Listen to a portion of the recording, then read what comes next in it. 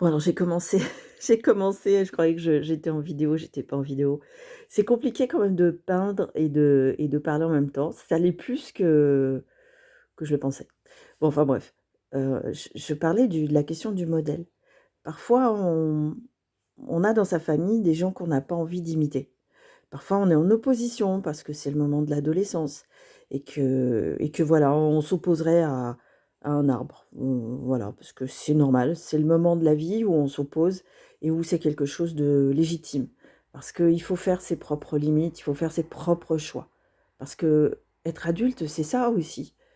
Il y a la notion de responsabilité, j'en parle ailleurs, mais il y a surtout la notion de faire ses propres choix. Et du coup, est-ce qu'on va chercher ces modèles dans sa famille ou pas? Ben, il y a des familles où c'est pas vraiment possible. Il y a des familles où les parents ne sont pas un bon exemple.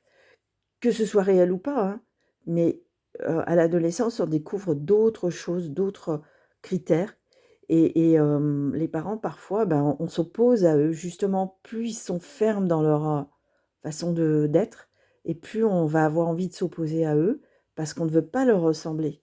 Il y a même des jeunes qui disent: «Faut pas qu'on ressemble à ça plus tard». Oui, on l'a tous entendu, on a même connu. Donc qu'est-ce qu'il faut faire dans ces cas-là? Bien écoutez, c'est pas le remède universel, mais c'est quand même une belle chose. Trouver des modèles ailleurs. Chercher des modèles. Vous voyez, par exemple, il y a plein de gens qui ont fait des trucs formidables. Il y a Gandhi. En France, nous, on a une merveille. On a une femme qui s'appelait Simone Veil, qui a aidé les droits de la femme. Bon, je parle pour les femmes plus particulièrement qui sont sensibles à ça, mais vous avez des tas de modèles. Ça peut même être, moi je trouve que quelqu'un comme, sans savoir quelle est sa couleur politique, hein, ça je m'en fiche un peu pour l'exemple, hein, en tout cas. Schwarzenegger est un bon modèle. C'est un petit garçon qui rêvait et il a poursuivi ses rêves. Aujourd'hui, c'est une vedette internationale. Il a fait plein, plein de films. Il a même été élu par des concitoyens à un niveau politique, c'est-à-dire, gérer la vie de tout le monde et c'est un type, voilà, ça peut être un modèle, hein. Moi, j'ai un modèle, qui fait rire tous mes copains, c'est Jean-Claude Van Damme. Parce que, bon, il est space, donc évidemment mes copains se moquent un petit peu de mon côté space.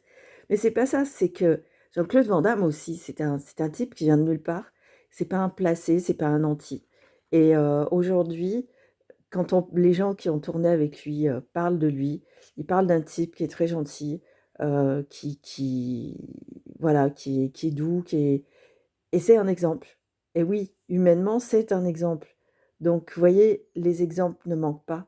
Vous pouvez choisir des gens illustres comme Gandhi, comme